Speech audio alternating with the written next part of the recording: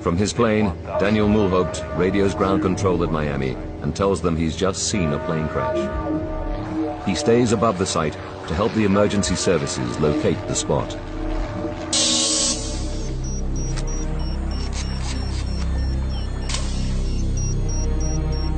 Fisherman Chris Osceola also takes a photo. When the two men climb to the top of the levee, everything is eerily quiet. The swamp has simply absorbed the 48-ton aircraft. And not to see anything at all or hear anything. I mean, it was just, you hear birds chirping, you know, but you could smell the jet fuel.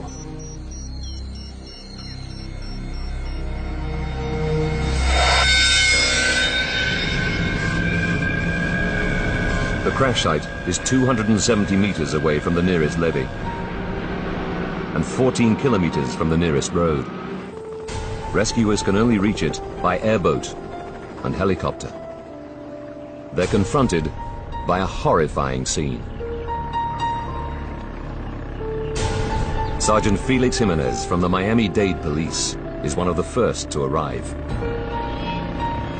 As we got closer to the crash site, I could determine that there was an aircraft that crashed, but it was all in very small pieces. Good evening. Well, if you've been with us through the afternoon, you know that there has been a terrible air crash just northwest of Miami International Airport. A ValuJet DC-9 with 109 passengers and crew bound for Atlanta went down in the Everglades at mid-afternoon. As the networks get hold of the story, searches continue to look for survivors until the light fails. It's a hopeless task. We have not so far been able to find any victims, any survivors, any bodies. Within hours, the dreadful news begins to reach the relatives. Susan Smith discovers the terrible truth about her beloved son in a phone call. There was horrible screaming, and I realized that it was my daughter. She told me that a plane had gone down coming from Miami. And at the moment she told me that, in my heart I knew that it was the plane that Jay was on. Jay Smith, on his way home for Mother's Day, has had his life cut short before it could really begin. At her home near Atlanta, Georgia, Captain Kubek's mother, Marilyn, also gets the dreadful call. I really threw myself on the floor and beat the floor in despair. This just can't be true. I'm having a dream, a nightmare. This is not real. Just one of the children to die, Tabitha Leonard, is killed just a week before her 13th birthday. With despair come demands for an explanation. Why did Flight 592 plummet from the sky just minutes after takeoff? Why were two such experienced pilots unable to save the plane?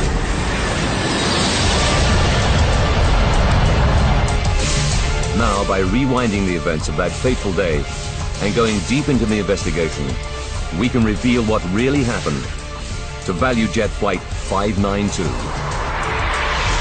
Advanced computer simulation will take us where no camera can go, into the heart of the disaster zone.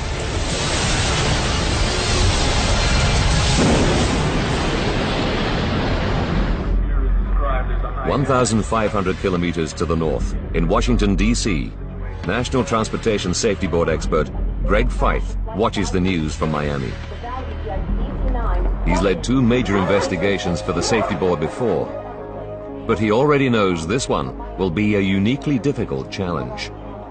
As I was running around my house packing to leave and having all the TVs on and they were showing aerial views of the accident site, all I could wonder as an accident investigator is how am I going to conduct this investigation when I don't see any visible wreckage? As Greg assembles the Safety Board's rapid response team, an NTSB official captures the scene with a home video camera. Just 2 hours after the loss of Flight 592, they're en route to Miami and fly over the crash site on the way. It's a sobering sight. Definitely not a lot of anything out here.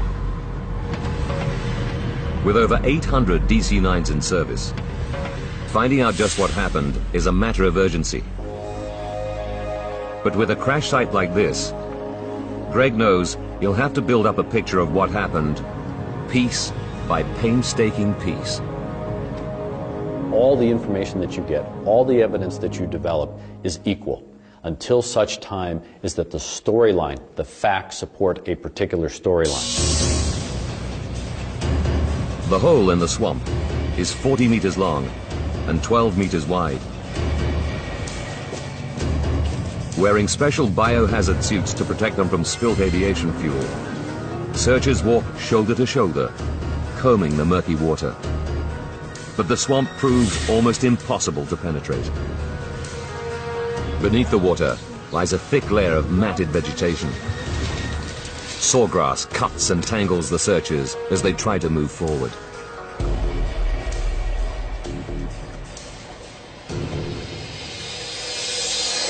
What is your full name, please? Jesse Lowell Fisher. And your occupation? As the search for clues gets underway, safety board experts make it a priority to interview the last person who spoke to Flight 592. What is your date of birth, please? Air traffic controller, Jesse Fisher. Climb and maintain 7,000. They discover that the crew had reported smoke on board minutes before the crash.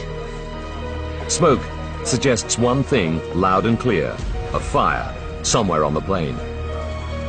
So the focus now becomes what's the origin of the fire that would create enough smoke for the crew to not only notice it, but have to report it. One answer could lie in ValuJet's all-too-recent history. Could this be a repeat of the 1995 incident? Could some kind of engine failure have led, even indirectly, to the loss of a second aircraft within a year? It's a frightening prospect.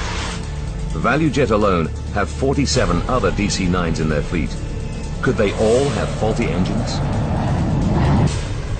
Perhaps thousands more passengers are at risk. Conditions at the site where ValuJet 592 crashed are hazardous. There's a constant threat from alligators, attracted by the search activity, the wreck, and its contents. Armed guards are deployed to keep the predators away. To make matters worse, the airboats and search teams are stirring up the silt layer, reducing visibility below the water from just a few centimeters to zero. Then, in an attempt to see through the murky water, the team brings in ground-penetrating radar. They make a depressing discovery. Below the water level is a thick layer of mud, and below that, 2 meters down, is solid limestone. The plane has smashed into thousands of pieces as it hit the rock below.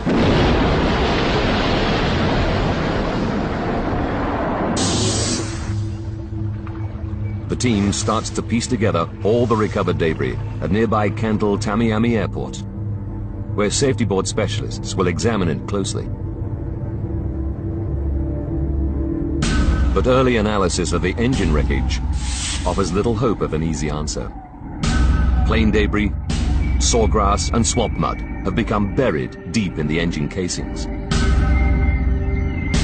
Greg Fife knows that this is only likely to happen if they were working normally on impact.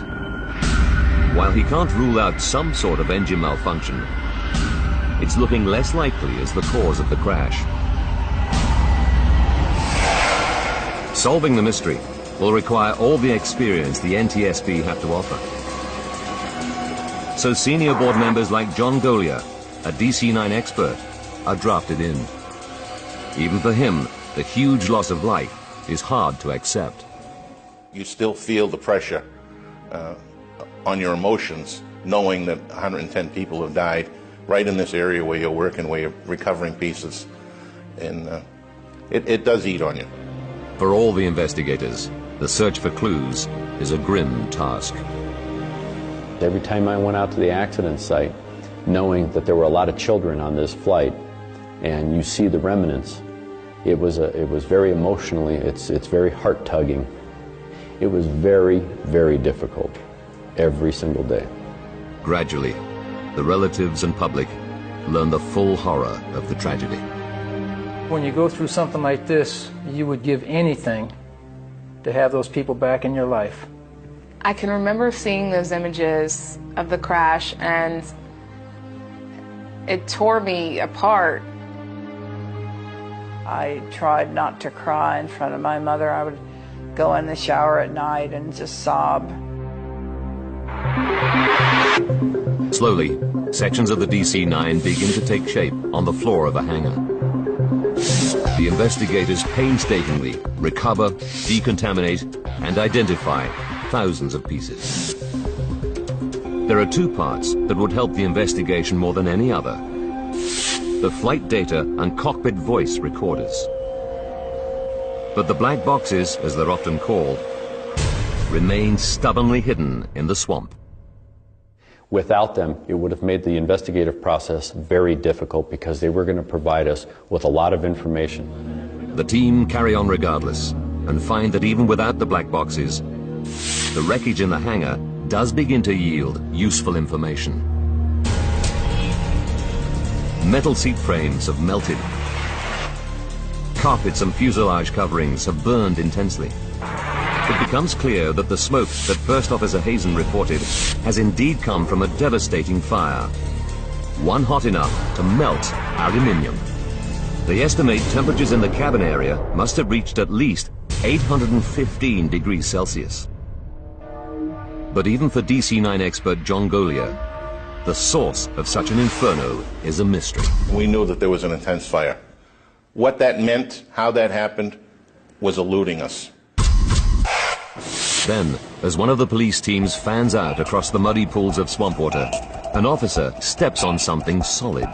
A moment captured on camera. It's the FDR, or Flight Data Recorder, a major find.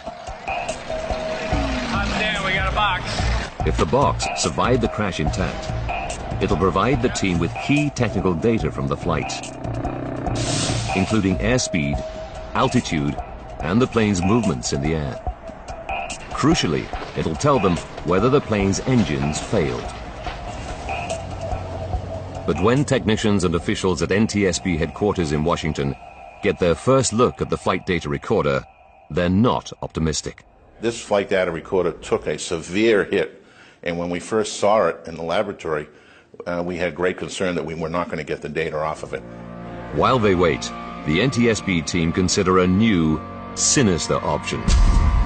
The fire was so sudden and the loss of control so complete that a bomb has to be a possibility. Will the United States have to tell the world that terrorists are active in the southern states?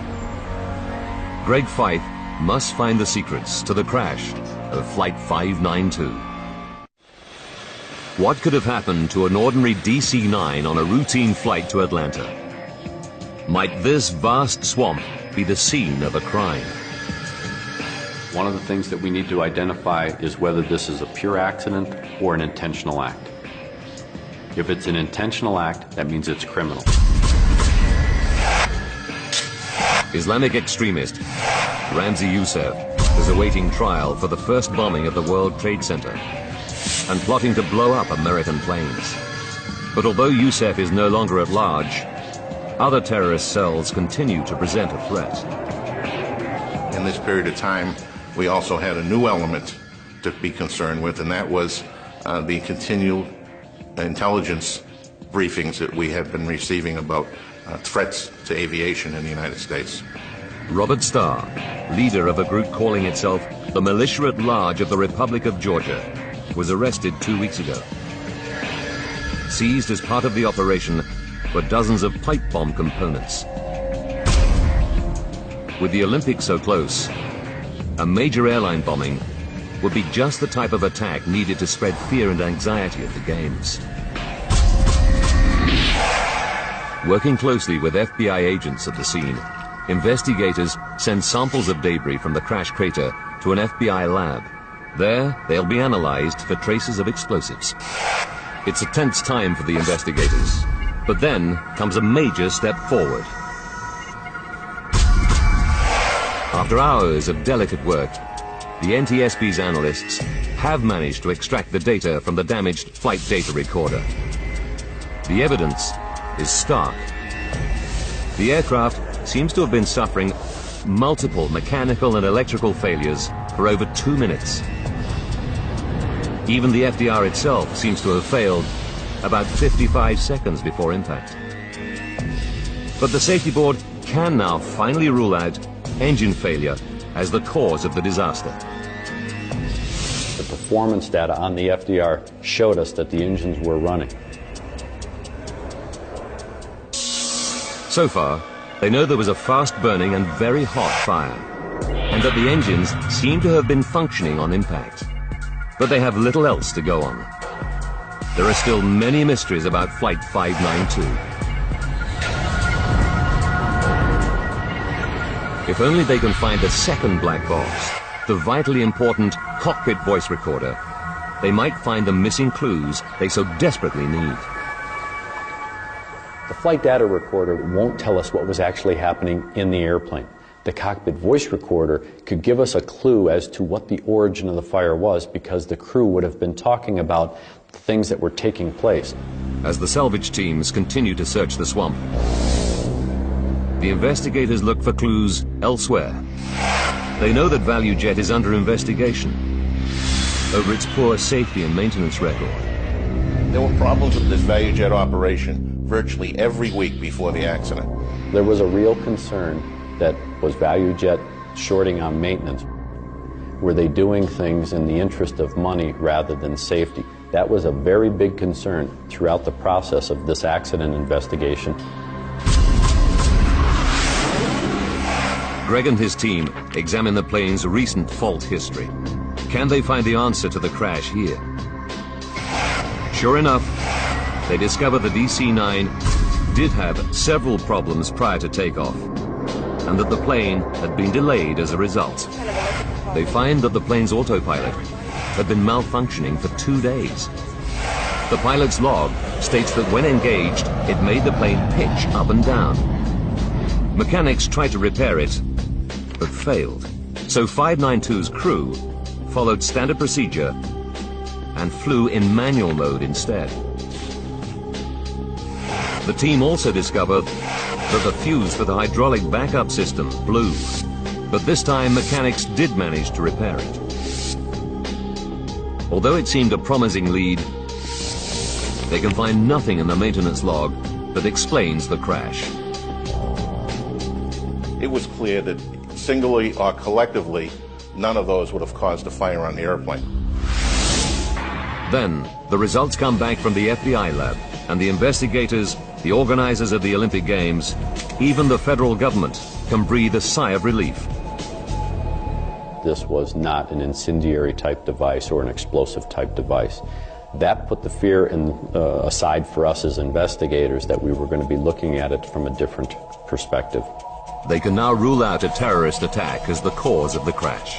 But Fife is still no nearer to solving the mystery. Finding the cockpit voice recorder, or CVR, is still their best hope in the search for the cause of the disaster. By Sunday, May the 26th, the search has been going on for more than 2 tough, frustrating weeks. Today, the search party is 1 man short. So Sergeant Jimenez, the policeman who'd been one of the first on the scene after the crash, volunteers to go back into the swamp. The search was very difficult. It's 80 and 90 degree weather, high humidity. Almost every day we had thunderstorms and we had to evacuate the crash site. Finally comes the break everyone has been hoping for. I said a very short prayer, and as soon as we resumed the search, I stuck my probe in the water, and I knew I had hit metal. I reached down, followed the probe, and pulled out the CVR. It's not just the policeman's prayer that's answered. It's also a major turning point for the team.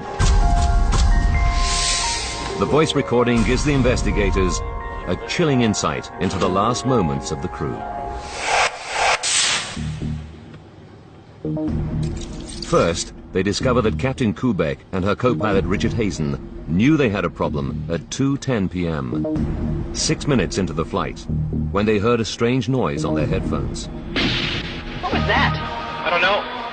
We got some kind of electrical problem. Then the plane's battery charger kicks into life. Battery charger's kicking in.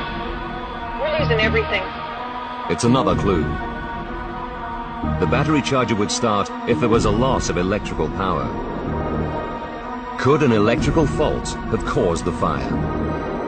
After all, the DC-9 was 27 years old and carried kilometers of cabling.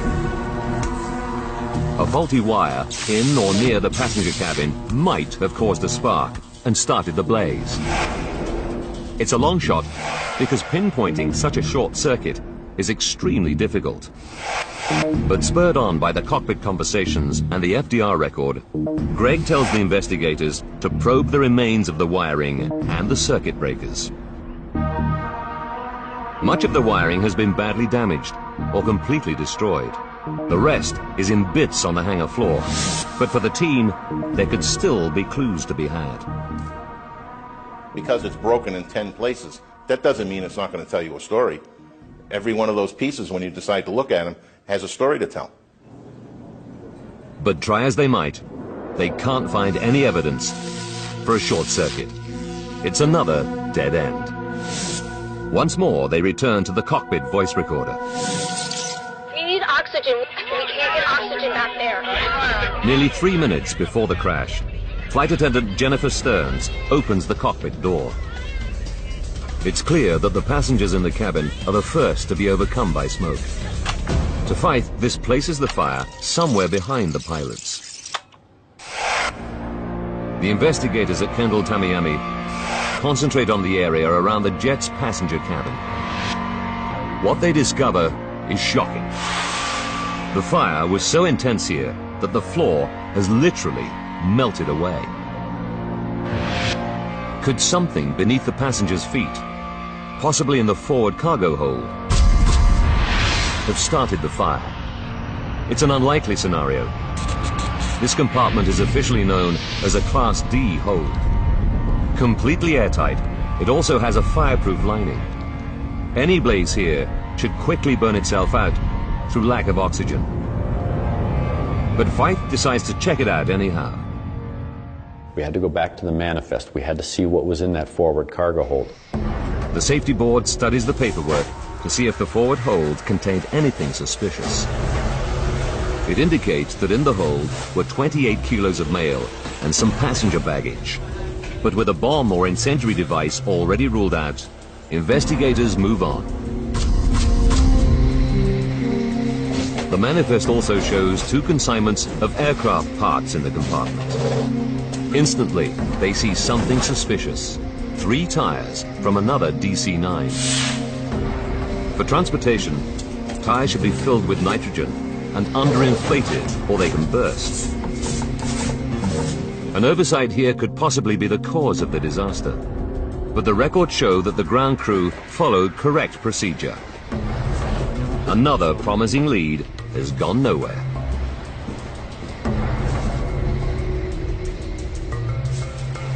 The shipping ticket also lists 5 cardboard boxes full of parts labeled oxygen canisters loaded in the hold. At first, Greg and his team have no concerns. They think they're empty steel oxygen cylinders as fitted to many different kinds of plane. But then, the whole investigation takes a dramatic turn. These are not simply oxygen cylinders. In fact, they're chemical oxygen generators. Small metal canisters containing a volatile and potentially hazardous mix of compounds. Investigators are horrified. That changed the whole complexity and complexion of the investigation. When installed, the generators supply oxygen for passengers in an emergency. They're attached to a face mask with a thin rope that connects to a firing pin. If passengers pull down on the masks, the pin is released, starting a chemical reaction which produces oxygen. During use, the generator's surface temperature can reach 260 degrees Celsius. Could the spare generators housed in the hold have somehow activated and burst into flames? There's just one problem with this theory. The shipping ticket lists all the generators as empty. So they couldn't have been hazardous. Or could they? Investigators interview staff from ValuJet's maintenance company, Sabertech, based in Miami. they discovered that the generators in the boxes on board Flight 592 had been removed from 2 McDonnell Douglas MD-82 jets because they were out of date. The rules for disposal are clear. They should either be activated and disposed of properly, or made safe by fitting small safety caps over the firing mechanism. Sabertech produces work cards confirming that the generators were properly dealt with. But then comes a remarkable discovery. Salvage teams recovered 28 of the generators from the swamp, 18 almost intact. Greg and his team examined them carefully. To their amazement, they discover that 9 of the 28 show signs of activation. At least some of the oxygen generators could not have been empty, as the shipping ticket said. When they questioned the Sabertech workers further, they admit that they did not fit any safety caps on the canisters. They just duct taped the cords round the metal canisters, or cupped them and stuck the ends down with tape. Then they signed off the work cards, even though the correct procedure hadn't been followed. Finally, a stock clerk packed them loosely under a layer of bubble wrap. I couldn't understand how the process could break down so substantially, and the carelessness that originated on the shop floor could escalate to getting these oxygen generators on the airplane. But so far, it's only a theory.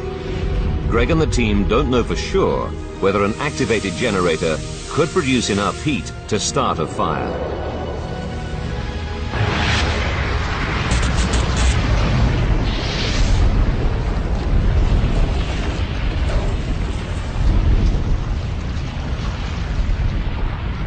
At this point in time, nobody really had a good understanding of what happens when these oxygen generators start producing oxygen.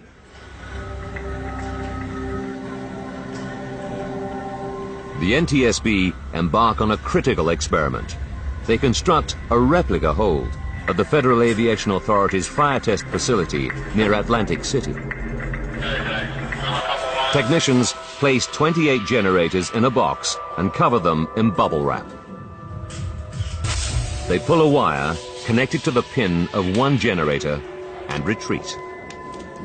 They have high hopes, but the generator heat produces just a small fire and a little smoke. None of the other generators activates, and the box doesn't catch a light. Greg's theory doesn't seem to be standing up. That first test was discouraging. You tend to start to question, are we really going down the right road? With the public, the airline industry, and friends and families of 110 people pressing for answers, the NTSB are facing a crisis. The mystery of what downed ValuJet 592 is proving a tough nut to crack. Early results from the fire test facility suggest that the chemical oxygen generators simply don't create enough heat to start a fire. Greg and the team have to try again. They have no alternative. They repeat the test, but this time they copy the conditions in the hold more accurately. They use more generators, baggage, and an airplane tire. This time, the fire takes hold in just a few minutes. After 10 minutes, the roof of the test hold is at 1,100 degrees Celsius. A minute later, it's climbed another 430 degrees. 30 seconds more, and the temperature is too high to be measured accurately by the lab equipment. Then, after 16 minutes, comes a noise that provides the last clue. The tire in the recreation of the hold has burst. The oxygen generators did have the capacity to start and sustain a fire.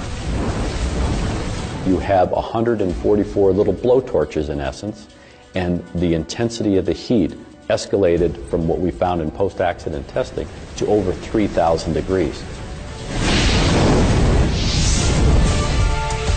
Investigators now know the critical chain of events that led to the crash of Flight 592.